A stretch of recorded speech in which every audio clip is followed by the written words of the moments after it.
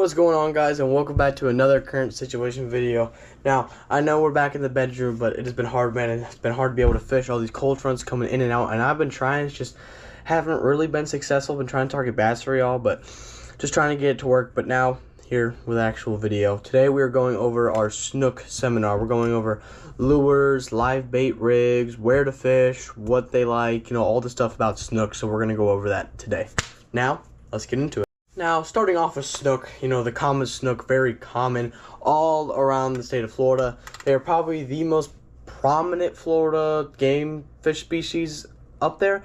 They are one of the main targets for many anglers, but they are surprisingly not as easy to catch as you think. So you need to know certain methods and techniques, where to fish, when to fish, what to fish, all those things you need to know. Those need to be factors when you're fishing in order to catch some Snook. Now, we'll start with where to fish. Snook love structure. They are very structure-based fish. Places such as docks, bridges, jetties, inlets, all sorts of things with structure around them. Mangroves especially. Snook are very structure-based. You normally don't find them much in open water, and if you do find them in open water, there is usually something submerged that they are tucked under. There is always at least structure in a couple hundred feet, a couple yards of them. They're always around certain structures. So places I like to target, definitely bridges, mangroves, docks, jetties, inlets, all sorts of stuff that has structure flowing in with water. Now, as to when to fish Snook, that's a different story. Fishing for Snook is they're very similar to a bass. You can even see it in their mouth and their face. They are very closely related to bass. They're almost like a saltwater bass. So almost the same times you want to fish for bass is when you want to fish for Snook. I love early morning and close to sunset bites, so afternoon bites. I don't like to fish them during the day because during that heat they get tucked under that structure and it's very hard to get a lure in their face. And even if you do get a lure in their face, it's very hard to persuade them to eat. So just like bass, I prefer an early morning bite or late afternoon, again targeting those structured spots. Now, as for lures, we're going to break each one down that I have lined up for you one by one. Let's get it. We're going to start from smallest to biggest here, and I'm going to give you an example of what they look like in the water and how you want to work them action-wise. We're going to start with a shrimp presentation. This is a DOA shrimp. This is a 2.75 inch shrimp with a clear color with a chartreuse tail. Now, Snook do eat shrimp. They actually eat shrimp a lot. A lot of people don't think that. They think that they're just big feeders who like to eat big fish, would swallow it up with their mouths, but they will take an easy meal with a shrimp, especially with how common they are in the state of Florida. So I would say a shrimp is very crucial. But now, we understand that shrimp are slower moving creatures, and Snook are ambush hunters. So the way you want to work this shrimp to make it seem like it does not see any predatory fish is nice and slow. What I like to do is I like to drift it in the water column and give it a few bumps and a bump. I will show you an example now. Doing this bump action in the water gives that shrimp that natural kick that it's using to flow through the current, but it's not going sporadically to where a fish thinks it's been spotted. So Snook is able to sneak up from under or behind and just gulp in that bait, and that's how you get it. So shrimp, I would say, is extremely crucial for Snook fishing, which a lot of people don't think. Shrimp lures I would recommend. Z-Man Prom Stars. DOA is probably my #1 shrimp I would recommend. Number 2 is probably the Z-Man Prom Stars. And then coming in at a tied second, I would say, is the NLBN 3-inch shrimp. Pitching these, where to pitch these, honestly, these things were good for open water. I wouldn't necessarily go around mangroves. I'd say more open water or under docks, inlets, or jetties where there's more flowing water, so the shrimp flow down with the current. There's also certain times you want to fish shrimp lures, like the shrimp run, which I don't know exactly when that date is. I'll put it down below. But there's also times you want to fish the shrimp compared to other lures, so a shrimp should definitely be a go-to lure in your arsenal. On to the next one. Next up, staying around that smaller size, we have a 3-inch paddle tail. Now, I'm not being subjected to any companies here. All of these fishing companies that I'm going to name, I would say, are great paddle tails. Not just this one, but this is a NLBN 3-inch paddle tail in the Murder Mullet colorway. Other paddle tails I'd recommend, definitely DOA paddle tails. Z-Man's got some paddle tails, but those are definitely the top 3 that I would throw. DOA, NLBN, and Z-Man definitely make some good paddle tails. They come in multiple size paddle tails. You can get anywhere from 4, 5, 3, but for Snook, I only use 2 sizes. We'll get to the other one later, but we are starting here with the 3-inch paddle tail. Now, Paddle tails, of course, as y'all know, I'll show you an example, have a natural kicking action to mimic a bait fish, a simple bait fish swimming in the current. They have a natural kicking action which looks like a tail, which of course usually deceives unsuspecting fish. Now, paddle tails, I would say paddle tails usually have a revealed hook, so throwing them around structure is harder. It really is. But if you can get it under structure, like under docks, on mangrove shoreline, so say you're lined up with a mangrove right here, this is your, retrieve it through those mangroves, snook will come out of there and hit the lure. Now, paddle tails, I like a constant retrieve so that tail can kick with a tail can kick with a little steady bump from now and then to make the fish look anxious or injured. Once a fish, a predatory fish such as a snook, sees an injured or anxious bait fish, they are either triggered to not eat or to eat. So you're leaving them with a split decision. Usually when you give that trigger, that either means that they're injured or the predatory fish has been spotted, which makes the fish act. Snook are highly aggressive. They will hit you with that dump. It's because when you deceive them, they need to make a split decision whether to eat it or not, and they usually don't look back and just swallow the bait. So 3-inch paddle tail is crucial. I like throwing these a little bit more in the middle of a water column. This is a little heavier jig head, so I would definitely fish this in deeper water to keep it in the middle. I wouldn't exactly fish this down low because snook are predators that look up at their prey. So you don't want to necessarily be dragging bottom when looking for snook. You more want to be kind of low center or high center in the water column, because that's where the snook will be looking for these fish. So this kind of mimics I would say a pilchard. You could say sometimes a pinfish or just a greenback, little greenie. These are all things that the paddle tail mimics. Again, companies I would recommend is NLBN, DOA, and Z-Man for lures such as this. Now, on to the next one. Moving on to our next lure here, we actually have a simple bass lure. This is a simple Zoom fluke. This is just a white fluke. The blue was just because it bled with a worm lure I had in my bass box, but these actually do work for snook. A simple fluke with that white shine can mimic almost any dying bait fish you can think of. A dying mullet, a dying ladyfish, a dying pilchard. We all know that usually bait fish have a white underbelly, so when you shine this and flick it, which I will show you in the example now, once you give that flick, the sun reflects on that light, making it look like an injured bait fish trying to swim. That definitely triggers predators into thinking that it is an easy meal, and that's how they will target it. Again, a good retrieve is definitely 2 sudden jerks, reel up your slack, and just keep doing those 2 sudden jerks. You don't want a constant reel this. You always make this one look injured, weak, and like an easy meal to other snook. Now, I definitely like fishing this next to mangroves, under docks. I don't like fishing it in super open water, such as under a bridge or in an inlet or like a jetty, because it doesn't really have much weight to it as compared to the paddle tails and sometimes the shrimp, depending on how heavy you get them.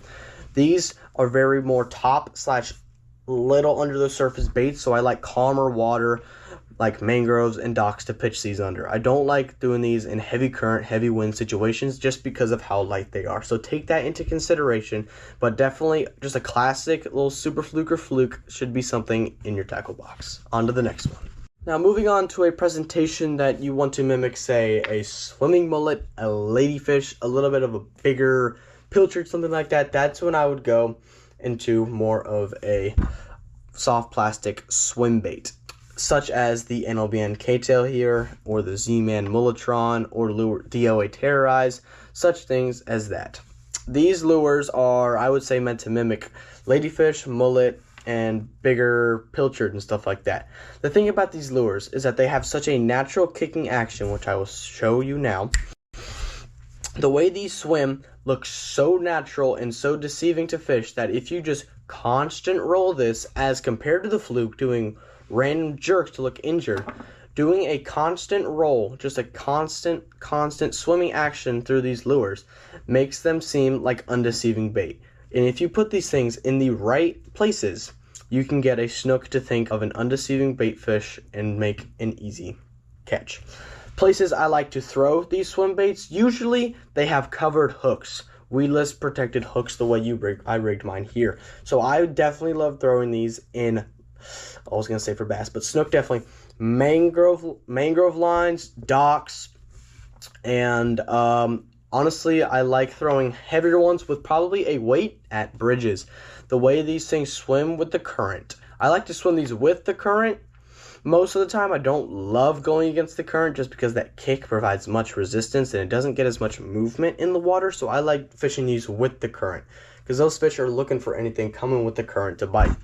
Yeah, but baits I'd recommend is definitely the Z-Man Mulletron, NLBN K-Tail, and lures such as those you can look into. But these lures are definitely something that you want to fish a constant retrieve for to make it seem just like an unsuspecting bait fish in the wrong place at the wrong time for an easy snook to get an easy meal. Now, on to the last and final lure. Now, on to the last lure. This is honestly probably the biggest I would throw for snook. I see people obviously throw bigger lures, but I don't love to go that big for snook. I just haven't had that big lure experience for snook. But I like to use a bigger paddle tail or a flare hawk, which I don't have on me at the moment. But flare hawks and paddle tails are definitely lures you want to throw at bridges, jetties, and inlets. These heavier jig heads and heavier baits give you more casting distance, more resistance against the current and the fight of the water and the wind to allow you to get into that fish area, especially bridges. With this, you can throw this all the way to probably halfway down the bridge, throw it with the current, get your sweep down the current to where those snook are hiding on that bridge and really be able to get a bite. This is the 5-inch NLBN paddle tail. I've used this also for beach fishing. Sometimes snook run the beaches during warmer weather. I've used this for beach fishing. I think I've gotten a couple bites on it, but I haven't been able to land one yet, but that's just, of course, my experience. But bigger paddle tails such as this, Z-Man, I think Z-Man makes some bigger ones, DOA makes some bigger ones, but companies with bigger, thicker paddle tails, R&R Tackle makes some. I'll put images or videos of all those below. But this action, again, just like the 3-inch, it's going to have that steady kicking action, which gives it such a natural retrieve, and it kind of bounces side to side, making that bait fish look a little sporadic and worried of where it's at as compared to just a constant swim, making this lure very crucial as towards how the snook will react to it. Now, as for colors on lures like this, I like to go more natural rather than crazy. This is actually the mullet run color that was discontinued. It's pretty interesting. But colors like this on bigger paddle tails, I definitely like to go more natural because once you see something of this size, it's more about the shape than the color, if anything. With tinier lures, the color can matter to make it stand out, but once you have something of greater size, just having a good shape and a standard color, I think, is crucial for these fish because they're just looking at shape-wise of how big it is and if it has a hint of natural bait fish color. So I would go for more natural/darker colors to give more of an outline and a shape rather than a big bright color like a neon yellow, green, pink, or anything like that. Now that is all the lures that I'm going to be showing for this part. Now we are going to go into live bait rigs. Now as for live bait rigs, I don't want to bring everything out, so I'll put some pictures for you to see down below. But for snook, honestly, what I like to do is I like to just get, when I'm fishing mangroves for snook and I have light bait rigs, what live bait do I usually want around mangroves? Honestly, either a live pilchard or a live shrimp. I have thrown live shrimp on mangroves and around the Hollover Canal area, and I've caught some decent snook. I think the biggest one I caught was close to 30, but Hollover also isn't a big snook spot, so that was a big surprise. But just probably give it or take a foot long to like 10 to 12 inch long leader line with a 4/0 size circle hook with a shrimp that is about yay big, live shrimp. Just hook it right around the crown, throw that, let it pitch into the current, and let the snook see it and follow it down the current. And once you feel that thump, just real tight, and you know you got it. That's the kind of live bait rigs I like around mangroves and more stagnant water. When there's heavy current, say we're fishing a jetty, under a bridge, an inlet, something where the current is really flowing, I like to have a little bit more of a bottom rig. So what I do is I'd probably go through my braid, grab a nice sinking weight, throw it on my braid, then tie a swivel to stop that weight from falling, tie a swivel on there, and then tie again probably my leader, probably around 40 to 30 pound leader for these bigger stuff, with the swivel, and then tie on a heavier, probably a 5 maybe 6/0 circle hook, which I like to throw on live mullet, live pinfish, live pilchard, and throw them out into the center of the current where the fish are moving, and throw that weight so the weight hits the bottom of the water yet that bait is floating in the center of the water column, freaking out sporadically, which causes those snook to sense that and to go towards your lure and hopefully get a bite. Now, as we all know, snook love to thump. They don't nibble. The one thing about snook, though, is that sometimes they're pretty deceptive about thumping hard and sucking. They use their a suck technique to flush water through their gills to bring their bait into their mouth. Sometimes if you haven't rigged your bait properly, they can slip it off your lure. So ways I like to rig mine, just for example, I'm going to take this off the hook here. Ways I like to rig, say this is just a mullet that I want to rig for fishing with a bottom rig. What I like to do is I like to bring the hook right here, right through the center of its nose to where it curls up like this. I'll show you for example. With the hook right here, I like to bring it right on here, and I like to hook them right through the nose to where it is sitting like this. Circle hooks outside of their mouth, and that fish is just swimming. So when it gets stumped and swallowed, that hook is set into the fish's mouth. Another way I like to rig fish is right here, about on the mullet, right before the tail starts to thin. Right here on the back, I like to go underneath their spine, hook them right through there. I'm not going to do that because it's a plastic, but pretty much in essence, if it went through, the bait, the mullet would sit like this. It would be swimming, of course, but it would sit like this with a hook out of its side. So when it gets swallowed, that lure is farther back, allowing for a better hookup ratio. So those are ways I would rig my live mullet rigs. But now that's all I have for really live rigs. Again, top live bait lures or live bait that I would use for snook is definitely shrimp, pinfish, croaker, mullet, and pilchard. Those are probably my top 5 best live bait for snook. Now let's go down into our setups. Now you can see we are out here in the garage. Let me pull out a custom rod made for me and my family.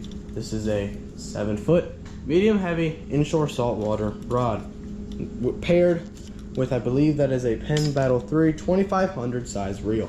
Now these are the kind of rods and reels I like to use for classic inshore saltwater fishing, whether it's trout, redfish, or snook. Around mangroves and docks is where I like to pitch these lures. Since they are lighter, they can get smaller lures in better spaces, and they still have a little bit of backbone, as you can see down here. Definitely gets thicker, a little bit of backbone to give me a little strength against these snook. This, I believe, is the rod I call my PB Snook on, and these rods have provided good for me. Definitely a recommended height and strength is 7-foot medium heavy for inshore saltwater for snook. Now, if you are fishing bridges, jetties, or just looking for bigger snook in general, I like to go a little bit heavier. Now, this, I believe, if I'm not mistaken, I can check the schematics here for you. We'll check together. Yes, this is a 7.6 heavy rod, custom rod made by my buddy from my YouTube. As you see, it matches like my channel colors. But 7.6 heavy rod pen with a Penn Battle 3 4K size. I love the pen reels; they work very well. But 4K size, bigger for more line, more strength, and definitely just more durability against these bigger snook. This is definitely where I would cast my live bait rig with a weight in the jetties and inlet, under docks, or wherever I'd throw my bigger lures like my 5-inch paddle tail and my bigger swim baits. So this is definitely the bigger recommended rod I would use for snook. 7.6, probably you can go 8-foot heavy too, but 7.6 to 8-foot heavy rods is what I would use for your heavier snook durability size rods. Now going into line, I believe I have on here Power Pro 30-pound line, Power Pro braid, high-vis yellow 30-pound line, paired with Seaguar blue label. I believe right now all I have on is 25-pound leader, which is good for all around inshore saltwater. This can catch smaller snook and maybe some bigger ones, but if you are targeting bigger snook at around docks, jetties, inlets, stuff like that, you are definitely going to want 40 to 50-pound leader on your rod. Again, I like to have a solid foot, 10, 12 inches, maybe more. This one was a little more because I was doing some more flats fishing, so I wanted a longer leader. But then again, you only want a shorter leader for snook such as that, and definitely heavier depending on what caliber fish you were fishing for. Well, guys, that's going to be it for today's Snook seminar. I had to get some sort of content on for y'all. I just miss y'all so much providing for this channel. Summer is coming soon, people. We only got a couple more months until March, April, May, June, July. Those 5 months is going to be banging, hopefully, for this channel. Got some brand new stuff I want to try. I'm so excited. Got so many things planned for y'all. Thank y'all so much for watching this Snook seminar. Let me know what seminar for whatever fish species you want next, redfish, trout, or even freshwater. I'm so down to explain it all to you. Thank y'all so much for watching. I love y'all. Jesus loves y'all. Tight lines.